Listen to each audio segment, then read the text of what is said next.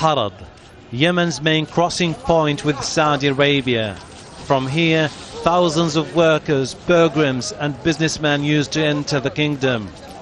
But things are changing now.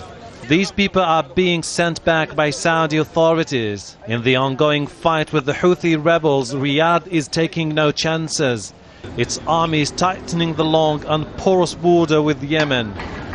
It wants to stop the flow of people across the border, even those with permission to enter the country.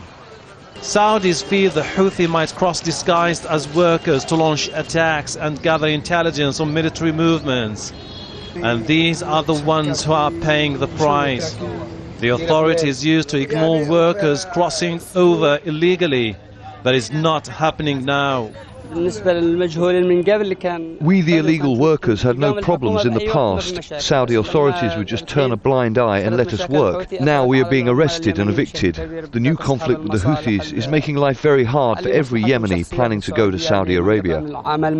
Saudi Arabia has accused Iran of using the Houthis to spread their influence in the region, already grappling with a rising number of al-Qaeda fighters using this conflict as a platform to attack the kingdom.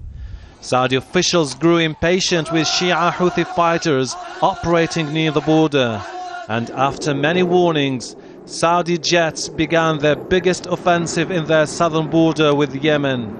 Their aim is to deny the Houthis access to this mountainous area straddling the border of the two countries. Just behind these mountains, a fierce fighting is underway between the Houthi rebels and the Yemeni government. And not far from this area, the Saudis are launching a military campaign to push the rebels back beyond a buffer zone 10 kilometers deep in Yemen. With the offensive showing no signs of abating, thousands of people have fled their homes and moved to the refugee camps. Many in the al-Mazraq camp feared for their lives after they saw fighter jets bombing the border area where they live. I fled my village with the start of Saudi air strikes, and then we sought refuge in many areas before arriving here. Now we need tents and food, but we have received nothing. International aid agencies were appealing to the Yemeni government and the Houthis to stop the fight to be able to help those in need.